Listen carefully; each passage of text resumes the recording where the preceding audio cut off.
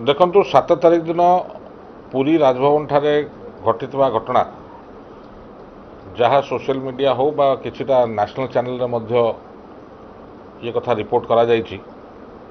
जे माननीय ओडिशा राज्यपाल जे पुओ अछंती ललित कुमार सी जड़े सरकारी कर्मचारी एएसओ तांकू से गाली गुलज करने सह माड़ मारिया घटना सामना को आसी एवं अत्यंत दुखदायक घटना कि जड़े सरकारी कर्मचारी को राज्य जो सर्वोच्च पाह्यारे जे प्रथम नागरिक राज्यर राज्यपाल पुओ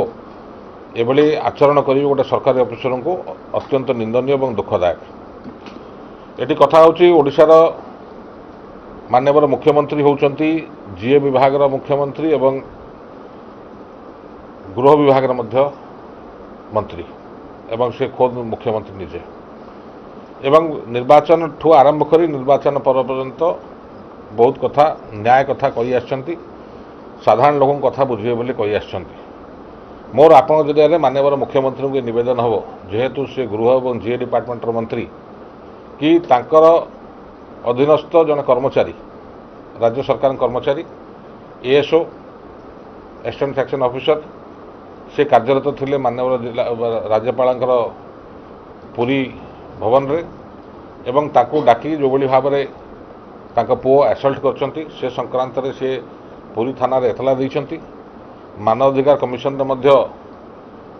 तांका पक्षरु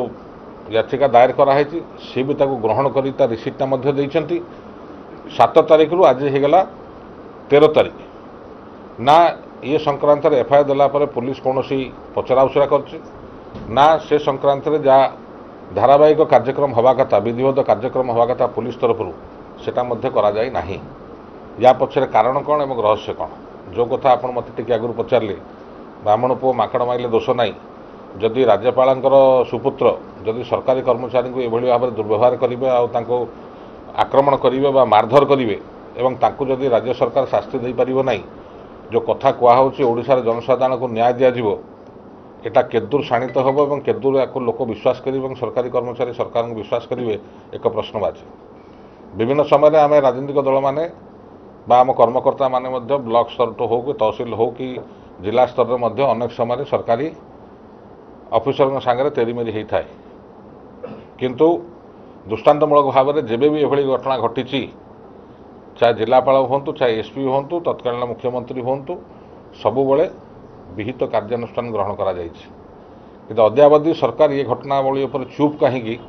एक सन्देह सृष्टि करुच्ची और सरकार का आचरण पर एक प्रश्नवाची सृष्टि करुच्ची। तेणुकर मुझे आपन जरिया माननीय मुख्यमंत्री को निवेदन करी कि ये छोटिया कथा नुहे छोट कर्मचारी हो पारती किंतु कथाटे छोटिया नुहे तेणु ये जिनस को आखि आगे रखी कर्तृपक्ष पुरी एसपी को से हिसाब से निर्देश देवा दरकार डीजीपी ओडिशा निर्देश देवा दरकार ये विषय में जहाँ कार्यानुष्ठान ग्रहण करा कथा ताकू ओडिशार जनसाधारण अपेक्षा करछंती कि कौन राज्य सरकार या पर विहित पदक्षेप नौछंती।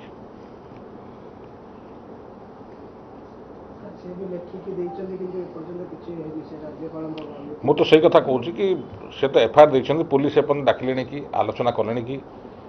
केस रुजु होना ही नहीं जदि केस रुजु हो तार कार्यानुष्ठान कौन ग्रहण कराई क्या राज्य सरकार कहते साधारण लोक न्याय देवे माननीय मुख्यमंत्री प्रकोष्ठ खोलते साधारण लोकंर न्याय देवाई ग्रीवेन्स नौ तेणु खोद जो से जीए डिपार्टमेंटर मंत्री एवं आपणकर